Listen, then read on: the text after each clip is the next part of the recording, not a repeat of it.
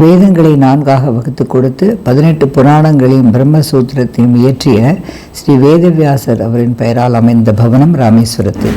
ஓம் ஸ்ரீ வேதவியாசாய நமஹ. இந்த வேத பாடசாலா ராமேஸ்வரத்தில் இருக்குது. இது வேதம் மட்டும்தான் இந்த உலகத்தை ரட்சிக்க முடியும் அப்படிங்கிறதுல மகா பெரியவா ரொம்ப உறுதியாக இருந்தார் இல்லையா. அதனால் பெரியவாளுடைய அந்த கொள்கைக்கு ஏற்ப இந்த வேத பாடசாலை துவக்கப்பட்டு 2020 ஆகஸ்டில் இந்த பில்டிங்கான கிரகப்பிரவேசம் ஆச்சு அப்படின்னு சொல்லிட்டு அங்கே மேல் இருக்கிற இந்த ஷீட்டில் கூட எழுதியிருக்கு. இங்கே சுமாராக ஒரு 7 வேதம் பயில்கிற மாணவர்கள் வசிக்கிறார்கள் அப்படின்னு அங்கே இருக்கிற ஸ்ரீ குமரன் சாஸ்திரிகள் அவர்கிட்ட நான் பேசும்போது தெரிஞ்சினேன்.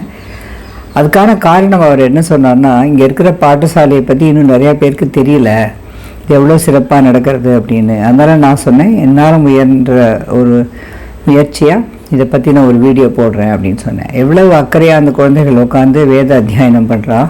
இந்த இடமே எவ்வளோ சுத்தமாக ஒரு ஆரோக்கியமான ஒரு புனித க்ஷேத்திரத்தில் அமைந்திருக்கு.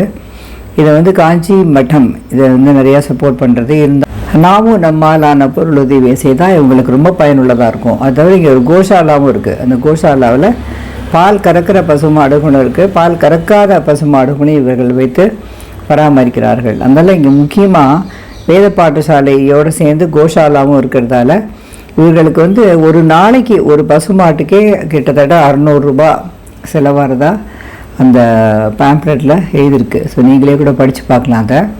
ஸோ இவ்வளவு செலவு இருக்கும்போது நம்மளால் எல்லாரும் சிறு துளி பெருவெள்ளம் அப்படிங்கிற மாதிரி கொஞ்சம் கொஞ்சமாக நம்ம எல்லாம் ஹெல்ப் பண்ணோன்னா அது அவங்களுக்கு பெரிய அளவில் உதவியாக இருக்கும். இந்த மாணவர்களுக்கான தங்குமிடம், வசதி, உணவு இது எல்லாத்தையும் கொடுத்து வேதமும் அவர்கள் கற்றுக் கொடுக்கிறார்கள் இலவசமாக. இந்த மாதிரி ஒரு புனித காரியத்தை செய்பவர்களுக்கு நாமும் நம்மளான உதவி செய்யணுங்கிறது தான் என்னுடைய தாழ்மையான வேண்டுகோள். இவங்களோட ட்ரஸ்ட்டுக்கு இந்தியாவுக்குள்ளே இருந்து மட்டும்தான் பணம் அனுப்ப முடியும், வெளிநாட்டிலேருந்து அனுப்ப முடியாது.